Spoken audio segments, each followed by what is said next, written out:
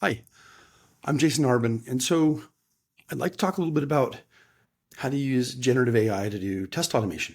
It's a complex topic, and I'm not going to handhold you through every step. It's kind of an overview of what kind of state of the nation is, and like tips and tricks, things to avoid, what's really working, what's not, so that you can look to decide whether you want to do it and or get generative AI integrated into your test automation. So easiest way to start off is if you should have access to an LLM and just via the API, or you can do it via the chat window. But basically, just ask it to create some Java Selenium test code script to execute a search on Google.com. It's pretty simple. Now, as you'll see, as we get further along, the prompts can get far more complex. But what's cool is we live in a magic world today, a magic time. I never thought this would happen myself, but the LM can generate code. It's pretty cool, right? And it looks like pretty reasonable code for a Java Selenium WebDriver kind of implementation. It even knows the web search, the search box, and it can get the selector by name, right? How does it know how to find it by name? Because it's seen a lot of demo scripts for how to write a Hello World test automation script on Google.com, and it might have also seen some of the code or even the implementation on as it crawls like the web. So what's cool is this is kind of magical day, right? But it's a little bit of a tease, but it's pretty magical. This is even remotely possible, and it looks well formatted and it runs. Does it work? It actually works. It's pretty cool. But this is like a great demo, and people kind of stop here and they think, oh, I'm going to rewrite all my automation with AI. But there's a lot of reality that hits. A key thing that's missing here is integration. So a lot of teams will have existing page object models, or they'll have, tear down set up for different environments, or they'll want to reuse other code or data generation tools, parameterize the test, etc. Right? It's a whole complex world. If you write test automation, probably half those things at least will trigger you and you go, oh yeah, it's missing all that stuff. So it looks like good for a demo. But what is interesting is you can take all of that data, all those page object models, tear down setup scripts, and you can tell the AI about them. So just like you wouldn't expect a new hire to figure all that out by themselves, you need to show the AI, like, here's my page object models, here's the code. You can also show it the spec for what you're testing. You can also show it the tear down code, tell about it in the environments. You can just tell it about the environments too. And it can do a pretty good job of integrating all that into the code that gets generated, right? But that takes a little bit of work. And it's funny, people think, oh, the AI is dumb because it doesn't have all that context, but you need to share it with it. And today it's super easy. Like in the last 6 months, now you can upload, tens of megabytes worth of context data to the models, and then they can reason across them to generate your test code to make it fit in with your environment and your real world requirements. But it takes a little bit of work, and not everything works right. But it's usually faster in practice to iterate with the model, to have a chat with it. These are chat bots, right? They're not just question answer bots. And tell it what's broken, what's missing to get it to work for your real world context. So you can usually get stuff to start to work and run like this. It takes a little bit of time. So there's a problem here, and that's still hard coded, right? And that means maintenance. So the problem of test automation scripts is that they expect things to happen in a certain sequence. And when it tries to find the elements on the page, like with selectors, the button can move or change name or something like that. And then it breaks all of your code because the code's not that smart, right? The code just does the same thing over and over again. So you've got maintenance problems. So it may be 10 times easier to generate a bunch of test code and 10 times more tests, but this generates 10 times the maintenance overhead, right? So when the test cases are going to fail, like on a Friday night, the dev checks in some changes, and then you're at dinner with some friends, and guess what happens? You get a bunch of failure messages, but you get 10 times as many failure messages. And then on your Friday night, you've got 10 times the number of tests to probably fix and update. So just because you can generate more test coverage and more test cases doesn't mean that you necessarily should. One of the biggest problems in test automation is flakiness, right? One of the biggest problems in test automation is flakiness. What does that mean? That means like the infrastructure or like has little glitches, or there's timing issues. The page load's a little too slow or a little too fast for the automation. It's just like a lot of little things can go wrong in test automation. We all know this. And a problem though is that, this using generative AI can make those problems worse, right? And scale them up. Because in new test code, you don't know why it's doing what it's doing necessarily all the time. You could code review it all, but it may do things in different ways for different test cases. So the flakiness may be introduced in different ways for different tests that were generated independently. So there's a lot of introduction of new kind of flakiness into test automation using generative AI. Because again, the AI is not always consistent, right? Always, if you ask it to do the same thing 10 times in a row, it'll do things kind of the same 10 times, but not exactly the same. We have a lot of low code and no code testing solutions and tools today. A lot of them are vendors, but some are open source. The problem is everyone's trying to rush right now, which is explainable. It's obvious. It's expected. But they want to get on the AI bandwagon. So what do? They do what I think is the worst thing right now, which is they take the existing low code or even like the Java, Python stuff, and then they put little islands of text in there that say where the human can just describe test cases in natural language and say, click this button and then go to this page and verify that. It sounds good. It looks good in a demo. It makes it look easy. It makes it look like non-programmers can deal with it. But the problem is it creates the most difficult debugging and stepping and tracing problems we've ever seen in test automation. And the key is that because now you have, low code, no code is difficult enough to debug and trace. Even code is. But when you have an AI in the middle of it, step Python, and then you have a little AI node call out. The problem is you can't step into that code. You can't just walk through it and trace the variables and state because it's an AI. And inside the AI, there's no traceability. There's no stepping. There's an answer comes out, right? And so it's a pretty dangerous way to write test code because one of the most important aspects of test automation code is that it's very reliable and debuggable, right? Because you need to know that when things fail, that it's not test code, it's the actual product code. So your product code needs to be more testable, reliable, and debuggable than the product code. And if not, you run into like lots of problems, which a lot of automation projects already have. But this just really makes the problem far, far worse. It's more difficult to debug the code, but there's a rush to bring those to market so that people can say they have AI and it looks smart and cool in a demo. But I'd highly recommend avoiding those.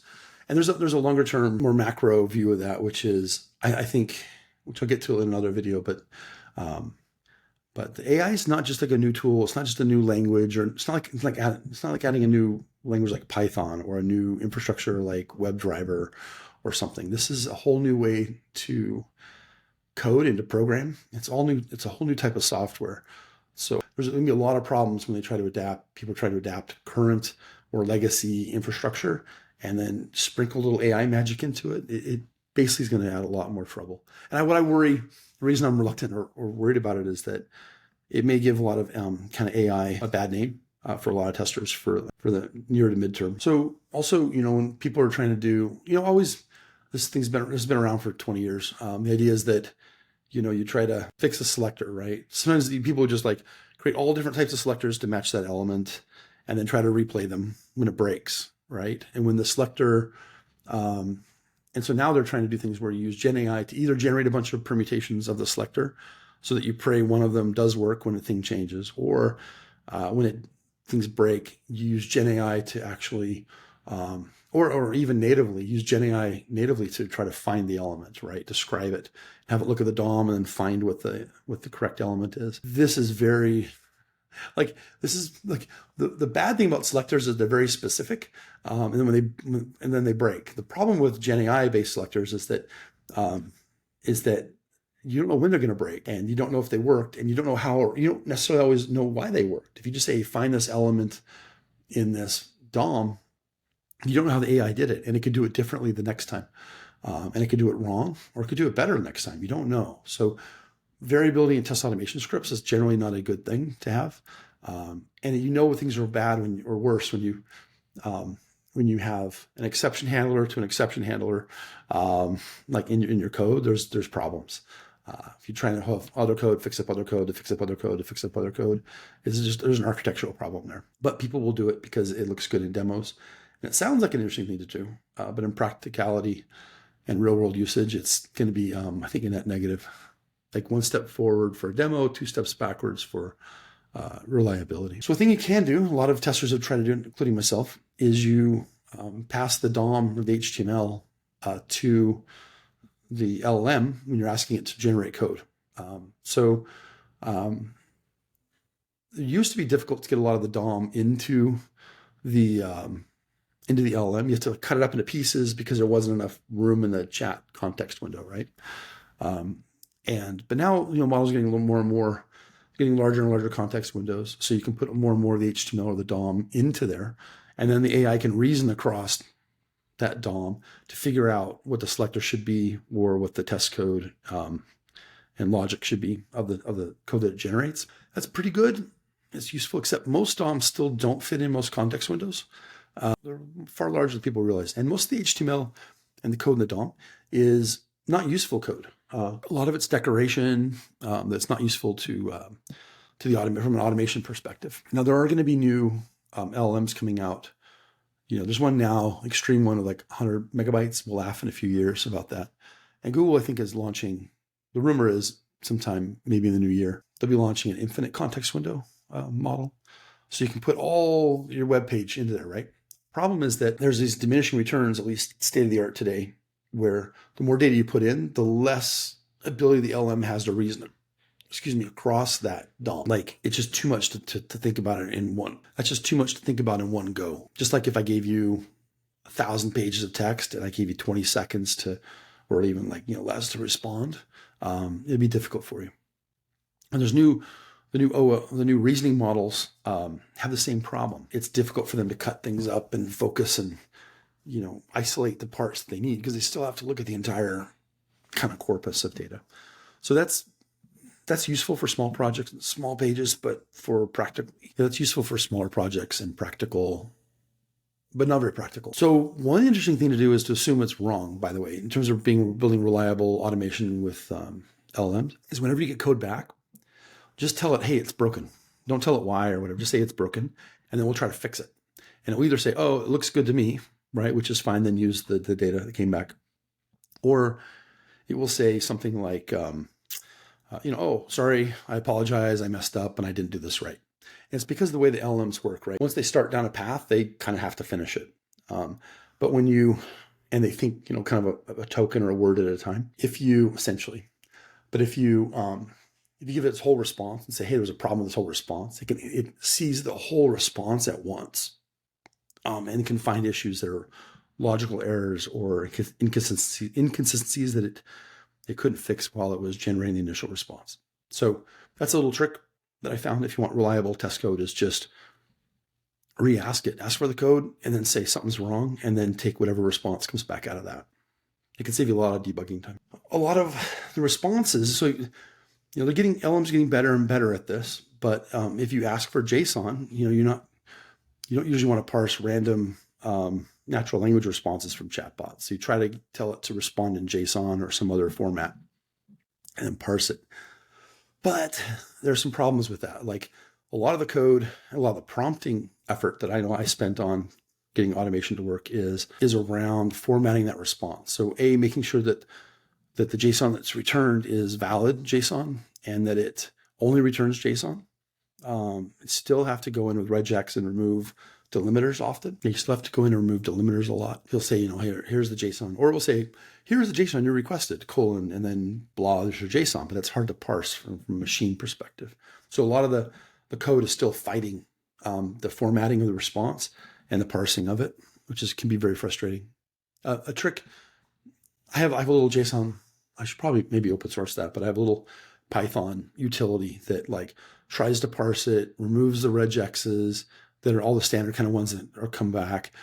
It also does some smart stuff, like uses AI to try to parse the JSON. So you just say, hey, this JSON's invalid, colon, quote, and then give it whatever it is, and then say, please fix it. And it does a pretty good job of fixing it up. So you have the AI actually try to fix up the JSON, but it can be expensive in terms of tokens and time. But that works kind of reliably. So I have, there's problems with this. So, but I have this cascade of exception handlers, which is not the best thing in the world, but it's just the reality of using LLM output. The key thing here is you can also pass, and I haven't talked about this yet, you can also just pass the image. You can pass the HTML. You can also pass the DOM image. So you can take a screenshot of the app and just give it to the AI, and that can help the AI figure out, and we'll see that in a second, some state-of-the-art model work. But you can pass it the screenshot, and it can help the AI figure out what code to generate. It kind of works, but they're really good at text. We'll get into the details, but it's good at text extraction. So like finding a button that has text in it, but it's not quite as good at things that are just like a control item or an icon or something. It's not as good at those types of interactions or identifying elements in the DOM. Generally speaking, I think it's usually better to pass the DOM. It eats up a lot more tokens, some more expensive, but you can pass a screenshot up to the AI when you're asking for generated code. Also, a note here is to tell it, like, people also, you get the generated code back out, and guess what? It's not the Python version you're using, or it's an older Java version or some C# code that, is from an older CLR version or something. So just tell it what your environment is, tell it what OS you're running, tell it what versions of different libraries you're using, and just put that into the prompt. And then it will generate the right code for the right environment and the versions of the software you're using. It's pretty amazing.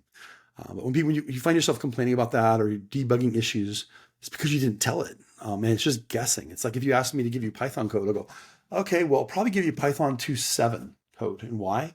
Because it's by far the most popular Python on the planet, even though 3.0 is out.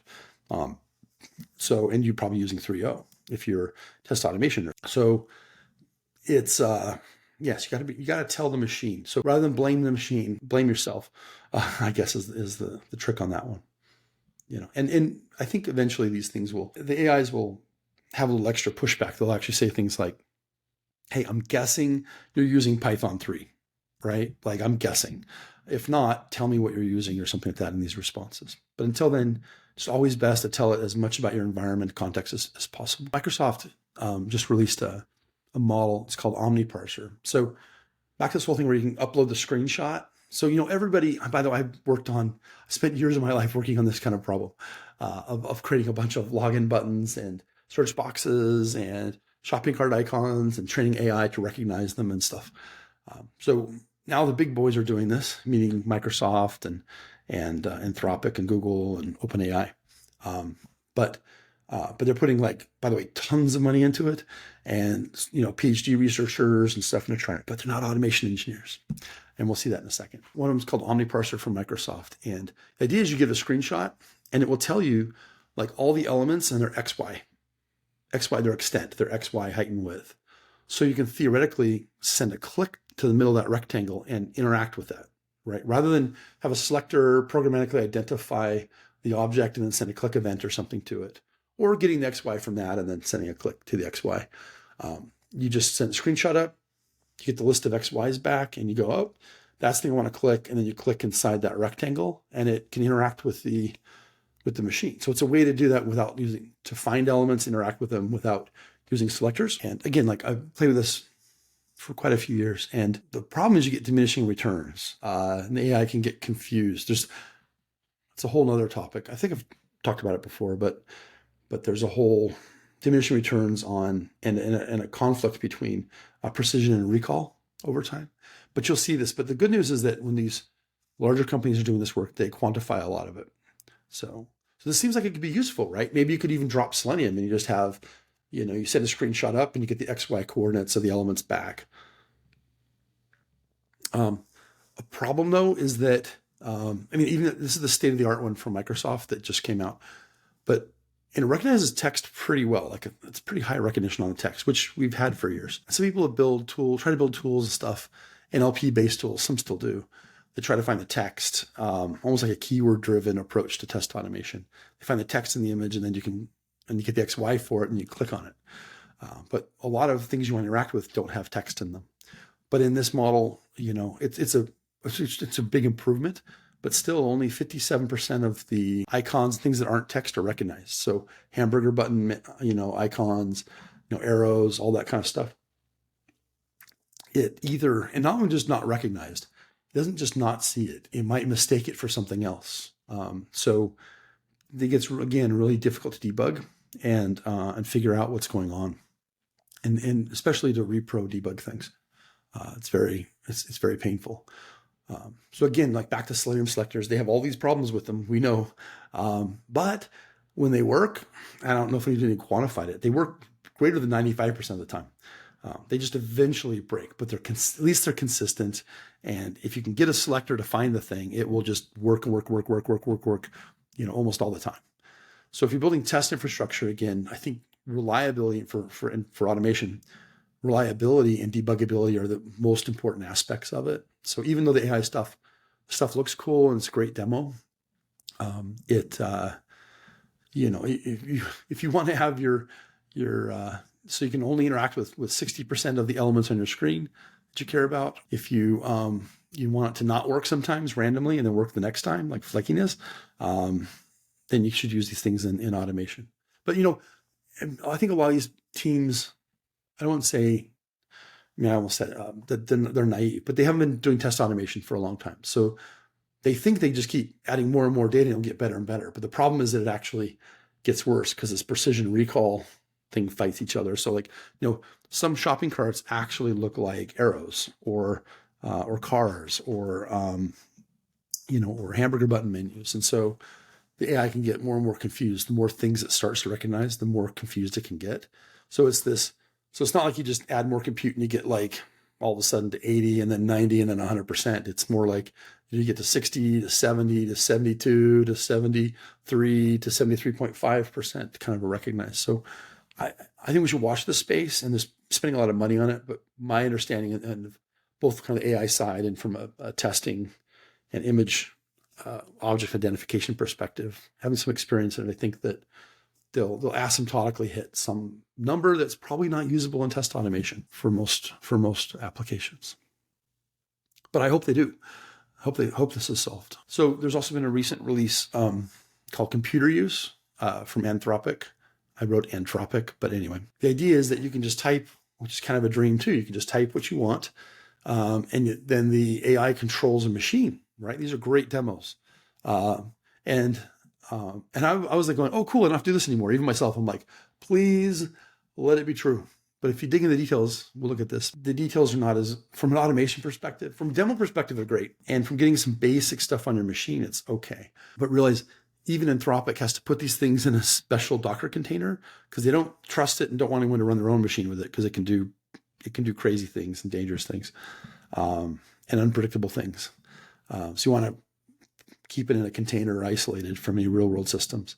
But more importantly, it does some cool things. They can figure out if there's a problem and retry, and there's a lot of good things they've got built into the infrastructure. But again, you start to hear the retry and exception handling, and then things are kind of not working well or probably architecturally correct.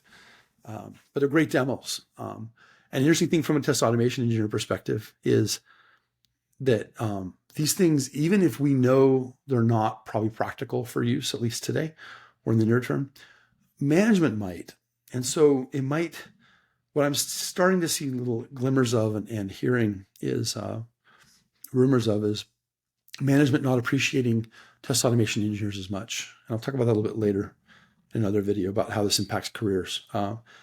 But because the machine, it looks so easy for the machine to generate the code, and these demos are from legit companies that are doing these cool demos where you just type what you want, and then it goes off and does the automation. It automates what you want it to do. And they carefully select the best demo videos. It can devalue perception of the value of automation and what automation engineers are doing. We spent a lot of time, a lot of automation engineers spent time learning code and testing and then try to combine those. But it makes it look too easy for management, I would say.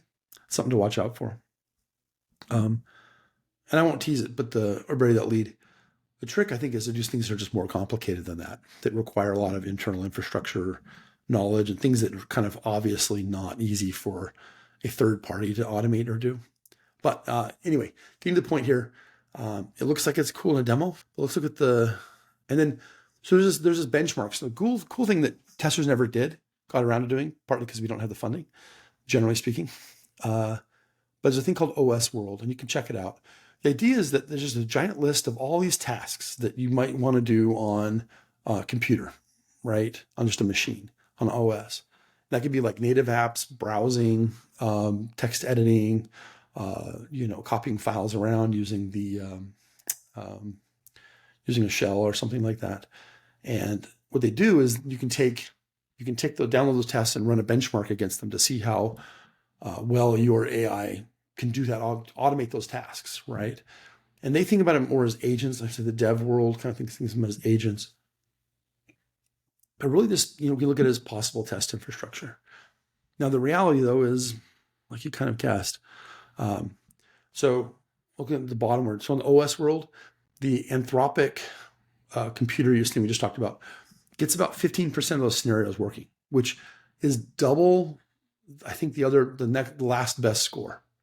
So congrats to them. It's like super cool. That's a lot of progress and pretty cool. But we're still only at 15%. So imagine if you have a test suite and it's not maybe a one-to-one mapping, but if you're trying to do some testing using this infrastructure, that means that probably if it's a representative sample, only 15% of your automated scenarios would work with that AI.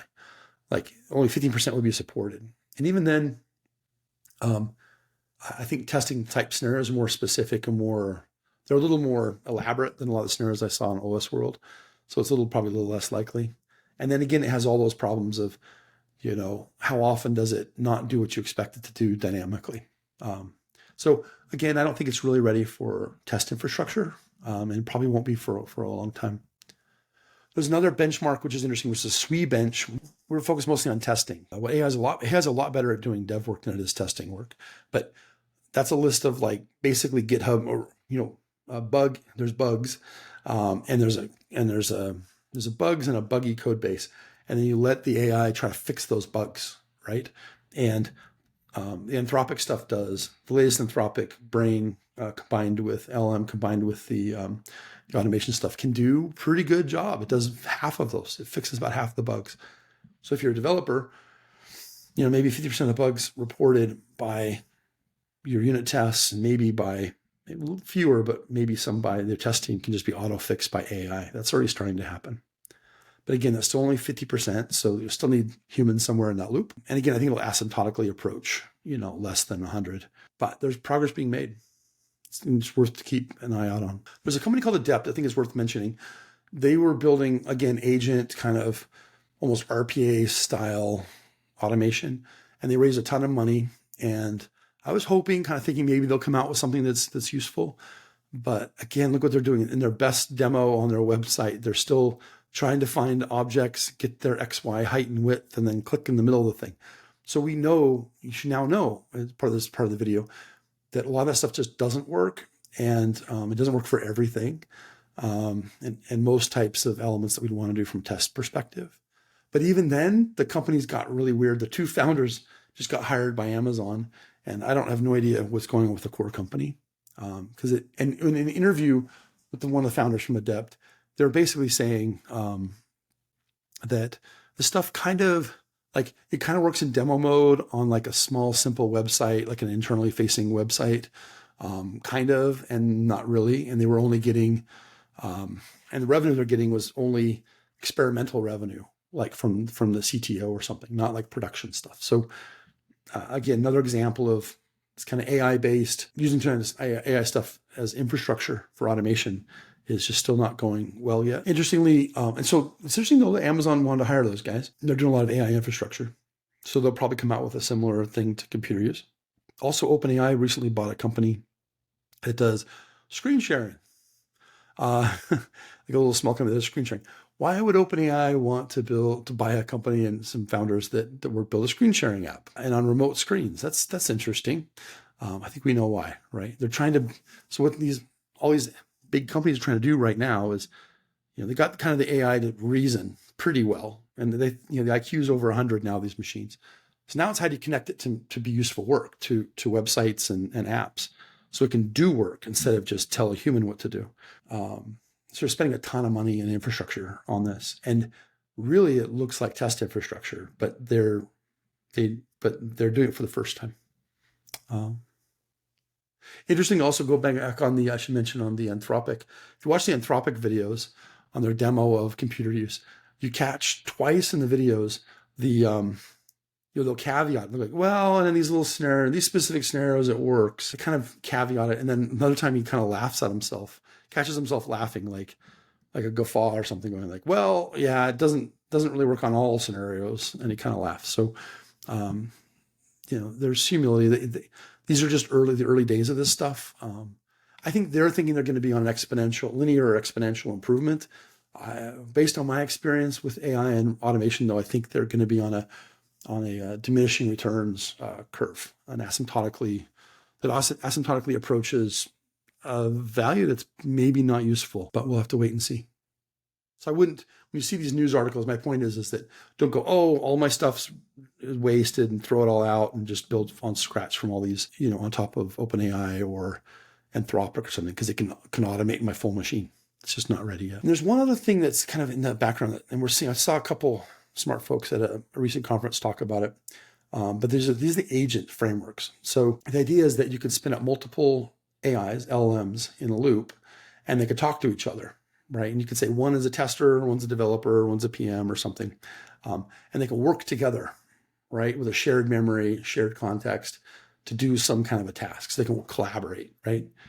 The reality is we've seen the first generation of these. And I mean, I've experimented with them a lot, and they kind of have the issues that I was worried about, which is they basically, if you look at all the demos, all the videos on YouTube or something, even the people that make the frameworks, they're very simple demos, and they kind of work on simple scenarios. And even if they interact with machines, we've seen the problems. If they just are reasoning talking amongst themselves, they go haywire pretty quick too.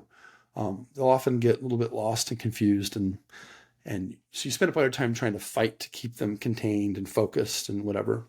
But there's been a lot of buzz, like hype around them saying, oh, these are the next, these will just do everything, like your whole team, right? You just convert every human on your team to an agent, and they'll just work together. The reality is that those things went haywire pretty quick. And the biggest indicator of that, I think, was what I got here. Oh yeah. So here's a quick example of code. They're pretty easy to set up. You can create two agents and have them talk to each other, right? And with Python or whatever. This is using the Microsoft AutoGen framework here. And you can see the two agents wake up and they start talking to each other, right? So it kind of works in maybe a demo world. But the reality is, and I'm waiting for this to come, because I used to work on some workflow, rules engine stuff, and BizTalk server orchestration stuff back in the day. And guess what? They're too chaotic. And so Microsoft, an indicator of that, Microsoft just rewrote AutoGen library from scratch, where they have now, instead of the agents talking to each other freeform, it's very structured, where, there's like a controlling agent, and there's different types of agents that have very specific types of IO functions. And there's very specific workflows. So you don't let them just talk freeform and they just figure it out. That doesn't really work. You have to say, here, we're going to do this and do this. And then based on that, we're going to take one of these two paths.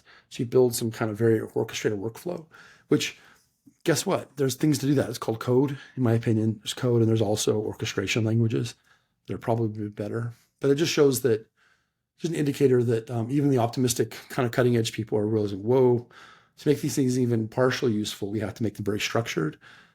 So it's not, these freeform agent frameworks are just not, everything I've seen and experienced and experimented with, they're really, I don't use them. It's a cool idea, but it's kind of just a dream. And when these things do work, to be clear, if these things actually ever did work, the worst problem, the least of all problems, is test automation. They'll be able to test themselves, train themselves, build themselves, and build companies without us, and it just won't matter anymore. There'll be bigger problems to deal with. So I think, so when those are ready, I think it won't matter anyway. That makes sense. But I also doubt they'll be ready anytime soon. So I hope that's helpful. Kind of give a context on a lot of these buzzwords flying around and what to think about if you think about using AI to do test automation, how to leverage it. And I'll do another session. I think if enough people watch this video, we'll see. But I'm talking about how to test AI with AI. And that's like the big labs are doing that today. The frontier model people are doing that. And it's also, if you have AI in your product, it's probably the smartest way to test it If you have a feature or a product based on AI, that's probably the best way to test it is actually with AI. And we'll get into that on the next session. Thanks. And I think you're supposed to say like, subscribe if you want to see more of this stuff, and thumbs up or something, or ask something. I'll reply to any comments. And I appreciate you watching this. If enough people watch it, I'll keep making them. Otherwise, I've got a lot of Netflix to catch up on.